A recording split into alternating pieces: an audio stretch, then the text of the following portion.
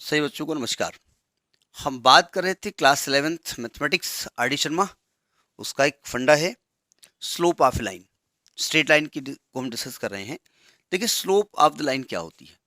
अगर कोई लाइन, हमने इसके पहले आपको समझाया है कि कोई भी स्ट्रेट लाइन का जो इक्वेशन होता है जनरल, वो a x plus b y plus c is equal to zero होता है। ठीक है, अगर कोई लाइन पॉजिटिव एक्स एक्सिस से अल्फा एंगल या थीटा एंगल बनाती है तो वो कहलाता है इंक्लिनेशन ऑफ लाइन। पहला वर्ड क्या होगा? इंक्लिनेशन, इनकी इंक्लिनेशन ऑफ लाइन।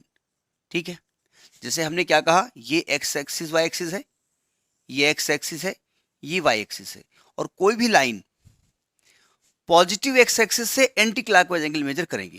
देखो एंगल अगर आप क्लॉकवाइज मेजर करते हैं तो एंगल नेगेटिव होता है, और एंटी क्लॉकवाइज एंगल मेजर करते हैं तो एंगल पॉजिटिव होता है। ठीक है, ये थीटा होगा। क्यों होता है? ये फिजिक्स में आप जाएंगे और वहां पर angular displacement, angular velocity, angular acceleration से पढ़ा होगा आपने। ठीक है, तो वहां समझाया गया है कि अगर कोई बॉडी आप ऐसे अगर क्लॉकवाइज आप मेजर कर रहे हैं तो ये अंगूठा अंदर डायरेक्शन में जा रहा है, और अंगूठा अंदर बोले तो माइनस जेड एक्सिस, इसलिए थीटा एंगल निगेटिव लिया जाता है। अगर एंटी क्लॉकवाइज आप ऐसे बॉडी को चला रहे हैं तो अंगूठा ऊपर जा रहा है तो थीटा पॉजिटिव होता है। यहाँ पर अंगूठा नहीं करना है क्योंकि हमको वेक्टर से मतलब नहीं है, फिर भी समझाने के लिए। तो ये हो गया इंक्लिनेशन ऑफ लाइन। ठीक, और इसका स्लोप क्या होता है? स्लोप का मतलब होता है इसका झुकाव। कैसे? ये ऐसे झुकी हुई लाइन है तो स्लोप को एम से लिखते हैं। स्लोप का दूसरा नाम ग्रेडियंट है। आप फिजिक्स में पढ़े होंगे या पढ़ेंगे, टेम्परेचर ग्रेडियंट, वेलोसिटी ग्रेडियंट। तो वेलोसिटी ग्रेडियंट मतलब वो भी होता है कि कैसे वो चेंज हो रही है वेलोसिटी, स्लोप कैसा है, कैसे चेंज हो रही है, वैल्यू कैसे चेंज हो रही है। ठीक है, तो एम से लिखते हैं हम इसको। तो और ये फॉर्मूला हो गया टेन थीटा। तो अगर कोई लाइन पॉजिटिव एक्स एक्सिस से थीटा एंगल बनाती है तो उसके स्लोप का फॉर्मूला होता है m is equal to tan theta. Direct याद करना पड़ेगा, टेंजेंट ऑफ थीटा भी उसको लिखते हैं। ठीक है, अब अगर वो लाइन दो पॉइंट से पास हो रही है तो उसका स्लोप निकालें कैसे? फॉर्मूला याद करना एक अलग बात होती है। ठीक है, सावधान। हमने कहा देखो भैया, ये है कोऑर्डिनेट एक्सिस, है ना, और ये है लाइन। ठीक, और ये है ओरिजिन। हमने कहा एक पॉइंट ये है x1y1 और एक पॉइंट ये है x2y2, यानी ये लाइन ए पॉइंट से होकर पास हो रही है। इसका कोऑर्डिनेट है x1 कामा y1, ये ए पॉइंट है, और एक पॉइंट बी है, इसका है x2 कामा y2, ये बी पॉइंट है ना। और ये लाइन x एक्सिस से थीटा एंगल बना रही है और वही टेन थीटा आपको निकालना है। अब इसके पहले हमने बताया कि m बराबर टेन थीटा, लेकिन थीटा दिया नहीं गया है, यानी थीटा निकालने के लिए you have to take the help of this coordinate. तो पहले इन कोऑर्डिनेट के इंट्रोडक्शन को दे देते हैं। कोऑर्डिनेट का मतलब क्या होता है? x1 y1 कोऑर्डिनेट का मतलब क्या है? सावधान देखिए, x1 का मतलब इस पॉइंट का मतलब होता है कि ओरिजिन से इधर x1 डिस्टेंस चले और इधर y1 डिस्टेंस चले, ये तो मतलब होता है ना। और इस पॉइंट का मतलब क्या होता है कि ओरिजिन से इधर x2 डिस्टेंस यहां से यहां तक चले और यहां पहुंचे और ऊपर y2 डिस्टेंस चले। तो यहां से लेकर के यहां तक अगर इस पॉइंट को C मान लें तो ये x2 माइनस x1 होगा, और यहां से लेकर के यहां तक कितना होगा? तो आप कहेंगे y2 माइनस y1 होगा।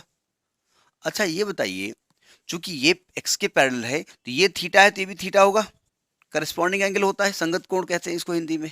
ठीक है, तो अगर हम कहें आपको m निकालना है, आपको टेन थीटा निकालना है, तो आप कहेंगे भैया थीटा तो मालूम नहीं है।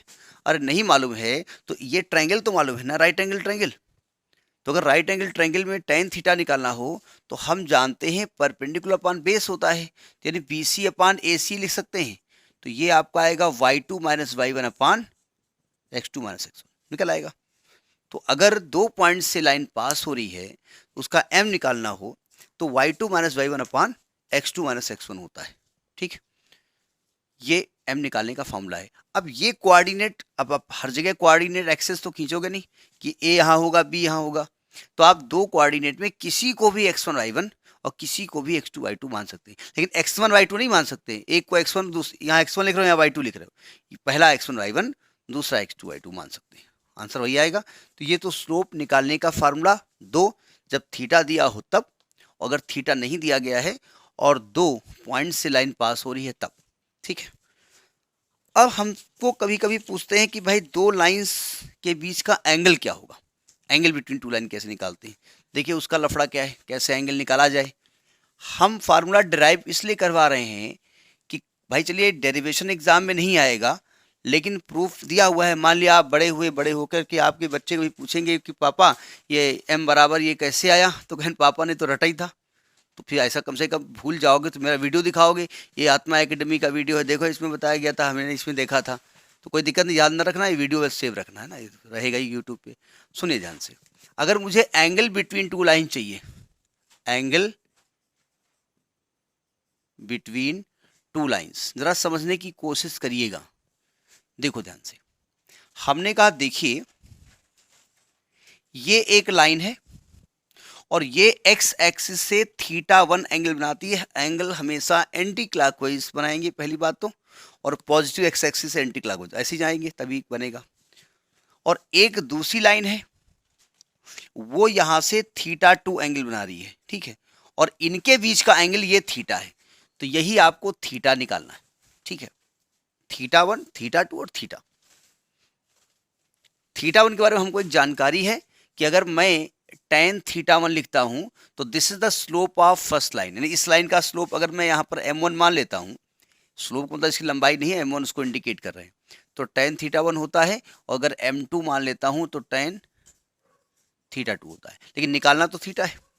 तो अगर हम आपसे कहें कि θ1, θ2 और थीटा में रिलेशन क्या है, बता सकते हैं आप, तो आप कहेंगे देखिए भैया ये एक ट्रायंगल है, ये दो इंटीरियर एंगल हैं, ये एक्सटीरियर है, और हमने पढ़ा है कि दो जो एक्सटीरियर एंगल होता है दो अपोजिट इंटीरियर के सम के इक्वल होता है।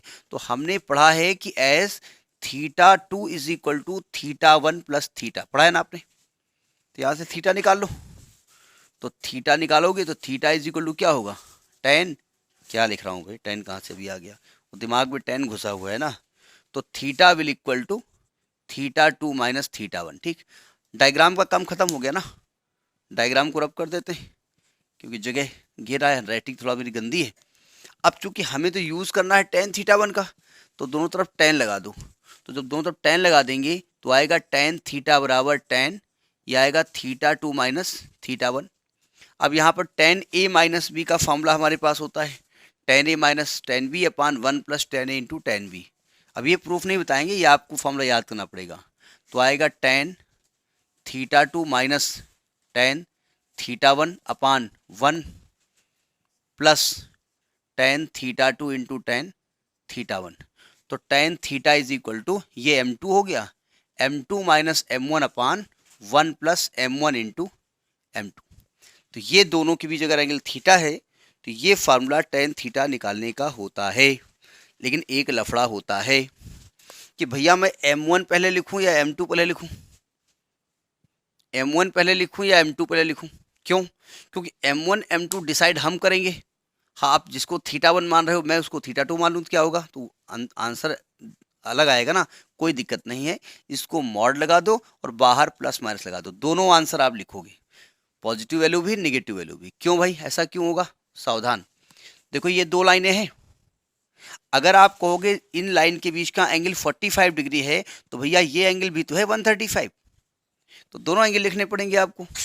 तो आप ऐसा करो, इसका मॉड लगा दो और पॉजिटिव वैल्यू इसके ले लो एक्यूट एंगल, और 180 से माइनस करके ऑब्ट्यूज भी लिख दो, तो दोनों एंगल यहाँ पर लिखेंगे, ठीक है। तो ये आपका निकालने का फॉर्मूला होता है। If two lines are given, their slopes are given, then how you find the angle between the line, ठीक है। Now we are going to study if दोनों लाइंस परपेंडिकुलर हैं तो कंडीशन क्या होगी, और पैरेलल हैं तो कंडीशन क्या होगी, देखते हैं।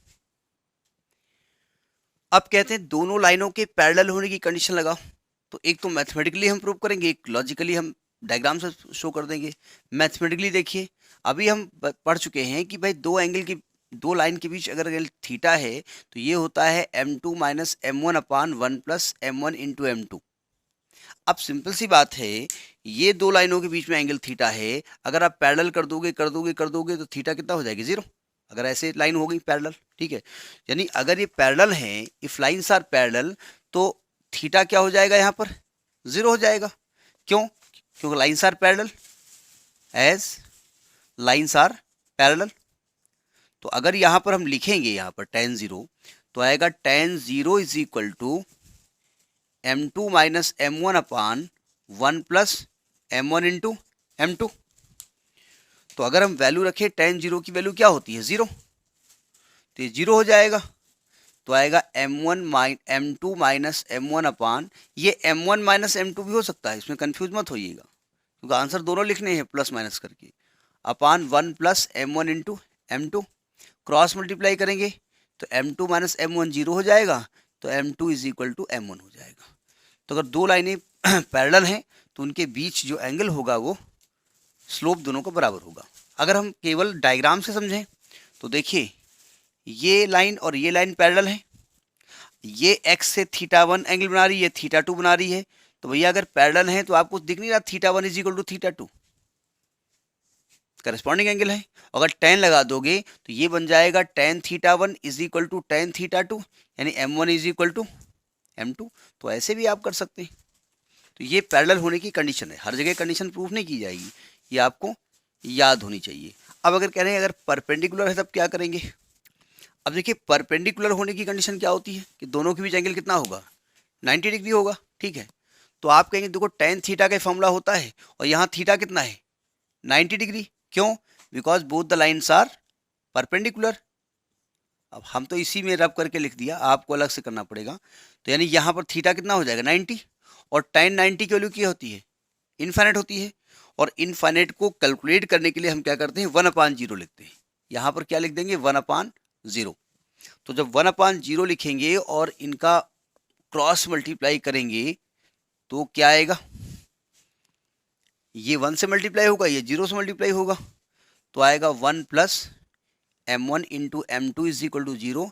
तो m1 into m2 is equal to -1। ये कंडीशन होती है अगर दो लाइंस परपेंडिकुलर हैं, यानी m2 is equal to -1/m1। तो अक्सर क्या नहीं, अक्सर ही आपको एक लाइन दी है, उसका स्लोप दिया है और आपको दूसरी पैरेलल लाइन का स्लोप निकालने के लिए आपसे पूछा जा सकता है या आपको निकालना पड़ेगा, परपेंडिकुलर का निकालना पड़ेगा। तो ये कंडीशंस डायरेक्ट आपको याद रखनी पड़ेंगी, ठीक है। इस प्रकार से इसको हमने डिस्कस किया है। एक्सरसाइज बाद में बात करेंगे। नमस्कार।